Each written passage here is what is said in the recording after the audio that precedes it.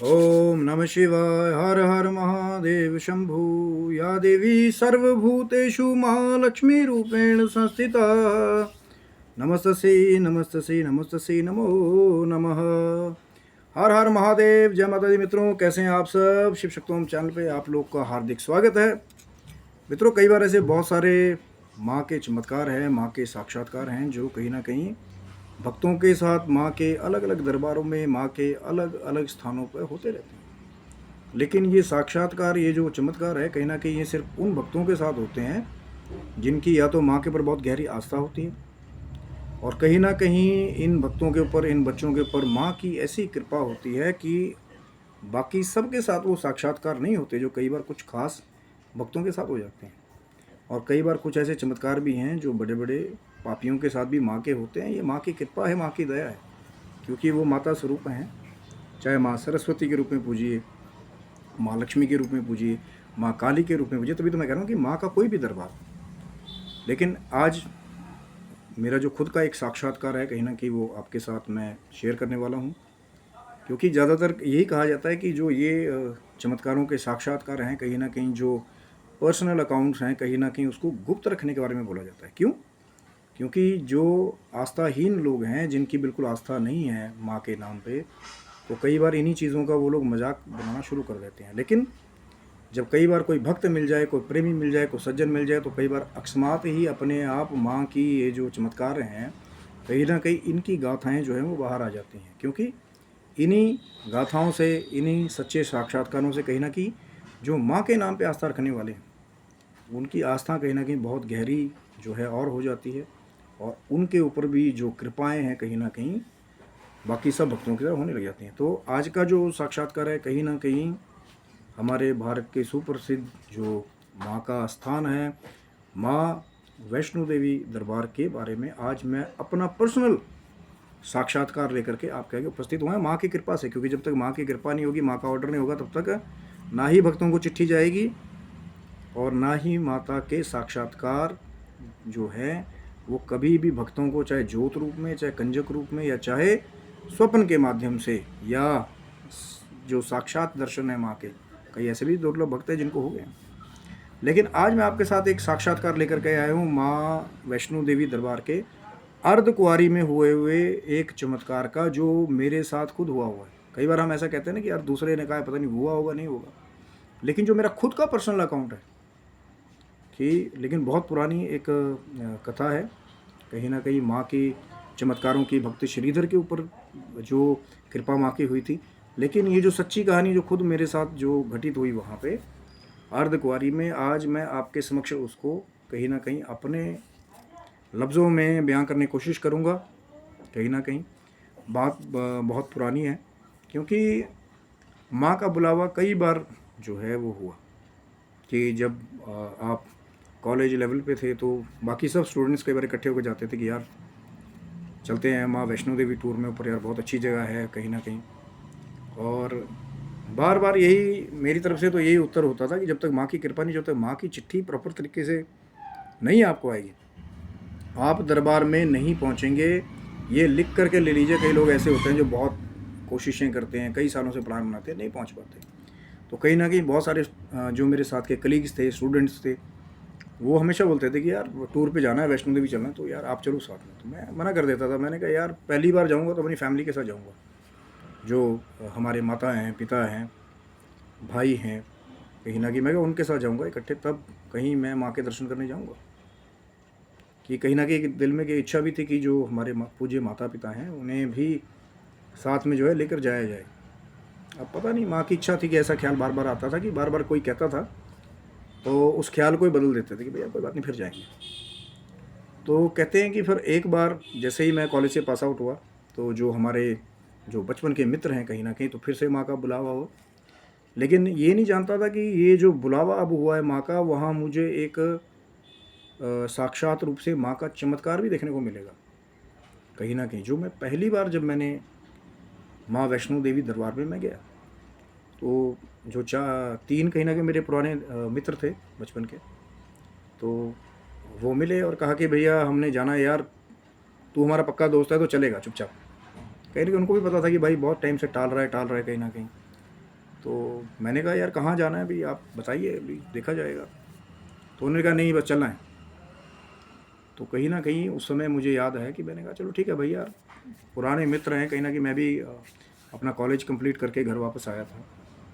मैं कहा चलो इनकी इच्छा भी जो है वो पूर्ति कर दी जाए। अब ये नहीं पता था कि बहाने सिर्फ माँ का बुलावा है और कोई एक चमत्कार जो है वो मेरा इंतज़ार कर रहा है वहाँ पे। और बिल्कुल सत्यता से बता रहा हूँ, जो जो हुआ वैसा वैसा आपको मैं बयां करूँगा। तो कहते हैं कि उस समय क्योंकि कॉलेज कंप्लीट करके भी आया था, तो कहीं ना कहीं माँ बाप के ऊपर ही हम लोग आश्रित रहे उस समय तक। तो हमारी माताजी ने उस समय मुझे जो है वो पिताजी से छुपा करके शायद 1000 या 1500 रुपये जो है माताजी ने दिए थे कि आप जा रहे हैं, क्योंकि उस समय हमारे घर से जो है एक स्लीपर जो है वो डायरेक्ट कटरा के लिए जाया करती थी बस जो है। तो दोस्तों ने कहीं ना कहीं उसकी बुकिंग करा ली और ये भी कहते कि भैया तेरा जो खाना पीना वो हम सब देख लेंगे, तो चल साथ में बस, क्योंकि माँ बुला रही थी वहाँ पे। तो कहीं ना कहीं वो स्लीपर जो है बुक की गई।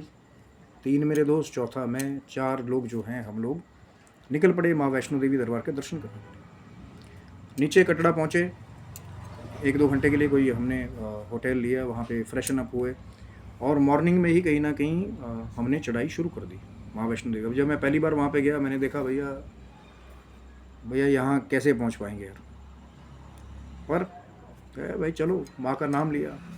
और ये बिल्कुल आपको मैं एक सच्ची बात बताता हूँ, जैसे ही आप चलना शुरू करेंगे कटरा से, वैसे ही आपको पता नहीं लगेगा कि कब आप जो है वो ऊपर माँ के भवन पहुँच गए। हाँ वो अलग बात है कि भैया अब आराम आराम से रुक रुक के जाएंगे, माँ का नाम लेते हुए भजन करते हुए, वो एक अलग बात होती है। और मित्रों के साथ, यारों दोस्तों के साथ जब आप लोग जाते हैं तो वो भी एक अलग एक ऊर्जा बनी रहती है, हंसी मजाक करते हुए ऊपर तक जा रहे हैं। वैसे तो जो सबसे असली अगर आपने यात्रा करनी हो तो सिर्फ माँ का नाम लेते हुए नीचे कटरा से ऊपर भवन तक जब भी माँ के पास जाएं, या फिर चाहे भैरव घाटी तक आप ऊपर जाएं, तो बिल्कुल माँ का नाम लेते हुए जाओ, ना किसी की बुराई करनी करें, ना निंदा करनी, वो है सबसे सफल यात्रा। तो कहीं ना कहीं नीचे पहुँचे। कटरा में सबसे पहले रजिस्ट्रेशन होता है। अब नए तरीके से कैसे चीज़ें थोड़ी चेंजिंग हो गई, नहीं तो पहले कंप्यूटराइज आपको एक टिकट वो जारी करते थे, रजिस्ट्रेशन कार्ड, कि आपका बाकायदा रजिस्ट्रेशन होता था, आप कहाँ से आए हैं, सिटीजन कहाँ के, वो कार्ड आपको देते थे कहीं। और इस कार्ड से जुड़ा हुआ भी एक आगे एक चमत्कारी साक्षात्कार है, जो आज का साक्षात्कार उसके आगे भी एक चमत्कार हो। तो कहीं ना कहीं चढ़ाई शुरू की, धीरे धीरे चलना शुरू किया। यार दोस्त हैं, हंसते हुए, वादियों का आनंद लेते हुए पहली बार जो है मैं माँ वैष्णो देवी के दरबार के लिए चला। और कहीं ना कहीं जैसे ही आप देखेंगे कि सबसे पहले बाणगंगा, और बाणगंगा में जो देखा कि भैया ठंडा ठंडा पानी है, कहाँ से आ रहा है स्रोत, तो भी मन जो है वो चमत्कारिक रूप से जो है एक नई उसमें उमंग खिल जाती है कि यार क्या सुंदर स्वरूप है, ठंडा ठंडा जल, और लोग वहाँ पे स्नान कर रहे हैं। पहली बार वो देखा कहीं ना कहीं। और चलते रहे चलते रहे चलते रहे ऊपर। जो माँ वैष्णो देवी के दरबार में भी गए हैं, जैसे ही आप अर्धकुंवारी के पास पहुँचते हैं तो वैसे ही मौसम जो है ना एकदम से वो चेंज हुआ प्रतीत होता है कि एकदम से ठंडी हवाएं ऊपर चलनी आपको लगेंगी कि भैया नीचे मौसम कुछ और था, जैसे ऊपर गए आप अर्धकुंवारी के पास में तो मौसम कुछ और होगा। तो वैसे ही जो है अर्धकुंवारी के पास पहुँचे। लेकिन बहुत सारे लोग ये जानते होंगे कि अर्धकुंवारी में आपको कई बार पिछले दिन ही जो है नंबर डलवा करके लाइन में लगना पड़ता है, तब जाके कई बार अगले दिन या एक 1.5 दिन बाद जो है वो आपका नंबर आता है अर्धकुंवारी में दर्शन करने के लिए। और कई ऐसे, इसीलिए कई लोग क्या करते हैं, वो अर्धकुंवारी में जाए बगैर डायरेक्ट भवन के लिए भी जाते हैं। लेकिन जो बिना अर्धकुंवारी के दर्शन के ऊपर जाते हैं, तो उनको यही कहता हूँ कि भैया भले ही आपको 1 दिन ज़्यादा लग जाए, लेकिन अर्धकुंवारी के दर्शन करके ही फिर भवन के लिए जाया जाए। वो व्यवस्था ही कुछ समय की ऐसी बनाई जाए, वैसे वो तो माँ की कृपा है, जिसे दर्शन देना हो। तो कहीं ना कहीं ये चीज़ नहीं सोची थी, ये चीज़ सोची थी कि चारों दोस्तों ने की, क्योंकि कुछ ऐसे भी थे हमारे बीच में जो पहली बार वहाँ जा रहे थे। तो सब में बातचीत हुई कि भैया तो टाइम लगेगा। अब कोई हमारे साथ एक भाई साहब ऐसे भी थे जो बहुत बड़ी शॉप जो है अपनी ओन करते थे कहीं ना कहीं, कि यार मैंने तो यार सोचा था कि आज दर्शन कर लेंगे, रातों रात वापस चले जाएंगे और मैं जाके अगले दिन अपनी शॉप खोल लूँगा। आप वहाँ देख रहे हैं कि भैया लोग पिछले पिछले दिन के बैठे हुए हैं कि भैया हमारा नंबर तो अभी तक आया ही नहीं, नंबर डलवा करके। वो जो उन्हें कूपन मिले हुए थे वहाँ पे, कहीं ना कहीं टोकन मिले हुए थे। तो फिर सोच में पड़ गए फिर कि भैया अब क्या किया जाए, कि डायरेक्ट भवन की तरफ जाया जाए।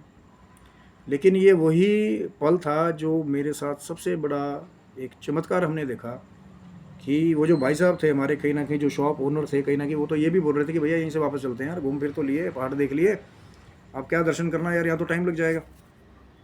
तो फिर मन को थोड़ा और वो हुआ कि भैया अब यहाँ तक आए हैं, माँ के दरबार में दर्शन भी नहीं किए, भाई साहब तो यहीं से वापस चल पड़ो।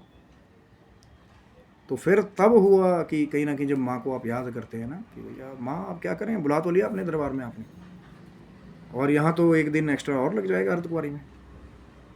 तो जैसे ही फिर कहीं ना कहीं माँ का ध्यान होता है, आप माँ को याद करते हैं कि माँ मुश्किल आन पड़ी है, हो सकता है अब यहाँ से वापस जाना पड़े, आपके दर्शन ना हो, तभी जो है एक माँ का ऐसा चमत्कार हुआ कि आज भी मेरे को वो घटना हमारे को याद है कहीं ना कहीं, कि हम लोग अभी सोच ही रहे थे कि अर्धकुंवारी के पास में करें क्या अब, क्योंकि अगर टोकन ले लेते हैं तो भी एक दिन बाद नंबर आएगा।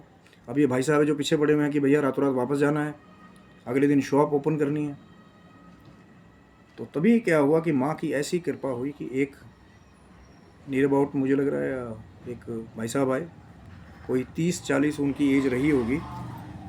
लेकिन मैं ये कहना चाहता हूँ कि भैया इत्तेफाकी सब कुछ नहीं होता, कि हम बोलते हैं कि इत्तेफाकन ये हो गए। माँ की कृपा कई बार ऐसी चमत्कारिक ढंग से होती है कि वहाँ इत्तेफाक जो है ना वो अपने आप ही रियलिटी में बदल जाते हैं। तो वो भाई साहब आए, उन्होंने कहा यार कि भैया मैं तो आया था दर्शन करने के लिए, मैंने पिछले दिन ही टोकन ले लिया था कहीं ना कहीं, तो मैं 4 हूँ, मैं, मेरी वाइफ, मेरे 2 बच्चे, तो मैंने 4 लोगों के लिए टोकन लिया था अर्धकुंवारी में दर्शन करने के लिए। लेकिन मुझे आज वापस जाना पड़ रहा है कि मेरे काम पे कोई प्रॉब्लम आ गई है। यही तो मैंने बात कही थी ना, अगर माँ की कृपा नहीं होगी तो कई बार आपको दर्शन नहीं होंगे। अब वो भाई साहब पिछले दिन के वहाँ बैठे हुए थे कि अर्धकुंवारी में दर्शन करें, लेकिन कहीं ना कहीं उन्होंने बोला कि भैया मेरे तो काम पे कोई ऐसी दिक्कत आ गई है कि भैया मुझे इमरजेंसी में वापस जाना पड़ रहा है। शायद वो कोई गवर्नमेंट एम्प्लॉई थे या कहीं गवर्नमेंट सर्विसेज में थे वो, तो उनको इमरजेंसी वहाँ से कॉल आ गया कि उनको दिल्ली के लिए वापस निकलना था, जो है नीचे कटड़ा से। तो उन्होंने कहा कि भैया आप लोग, मैं देख रहा हूँ कि आप भी 4 ही हैं, और मैंने भी 4 लोगों के लिए टोकन लिया था, मेरी वाइफ, मैं, मेरे 2 बच्चे। तो आप ऐसा करो, ये लीजिए टोकन, थोड़ी देर में, आधे या 1 घंटे में आपका नंबर आ जाएगा, क्योंकि मैं पिछले 1 दिन से वेट कर रहा हूँ। लेकिन अब मुझे इमरजेंसी में जाना पड़ रहा है कि मुझे पहले नीचे कटरा पहुँचना है, उसके बाद फिर मुझे दिल्ली के लिए निकलना है, तो मैं अब शायद दर्शन नहीं कर पाऊँगा। पर आप ये टोकन पकड़िए 4 लोगों का, आप दर्शन कीजिए, और मेरी तरफ से भी जो है वो माता रानी का आप दर्शन कर लीजिएगा। वो कुछ अपनी फिर लोकल लैंग्वेज में भी बात करने लगे। शायद वो कहीं ना कहीं मुझे लगता है यूपी या बिहार से जो है वो कनेक्शन कहीं ना कहीं बहुत दूर से आए हुए थे, और शायद वो जो भाई साहब थे वो दिल्ली में पोस्टेड थे शायद।